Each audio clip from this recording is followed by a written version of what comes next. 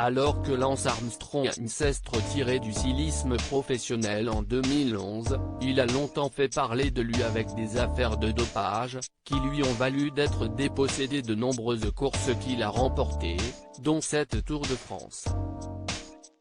Cette fois ce n'est pas l'ancien sportif qui fait les gros titres, mais son fils Luc. Âgé de 21 ans, il est accusé d'avoir agressé sexuellement quand il avait 18 ans une jeune fille qui avait 16 ans au moment des faits. Selon le Daily Mail, cette dernière a porté plainte en novembre dernier. Luke Armstrong a été arrêté puis relâché sous caution le 6 avril.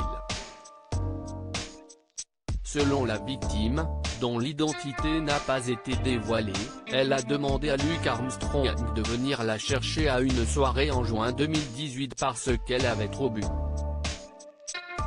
Elle a raconté aux enquêteurs qu'elle ne se souvient plus de ce qui a suivi mais qu'elle s'est réveillée sur un canapé dans la maison de Luke Armstrong au Texas au moment où il était en train de l'agresser. Elle a présenté pour preuve un appel audio passé en décembre 2020 avec Luke Armstrong durant lequel il a admet qu'ils ont eu une relation sexuelle ce jour-là. Cette relation aurait été consentie selon l'avocat d'Armstrong Randy Levitt. L'avocat de Luke Armstrong a défendu son client en indiquant que cette relation était consentie, ce qu'il s'est passé il y a 3 ans n'est pas un crime et n'est pas une agression sexuelle.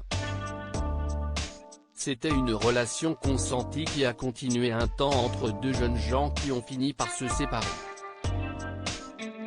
Ces charges ne devraient pas être reconnues et surtout pas 3 ans plus tard. Randy Levitt a également expliqué qu'il cherchait des preuves qui prouveront l'innocence du fils de Lance Armstrong. Une étude complète des faits confirmera que ce qui a été dénoncé n'a jamais eu lieu. Un jugement en bonne et due forme innocentera Luke.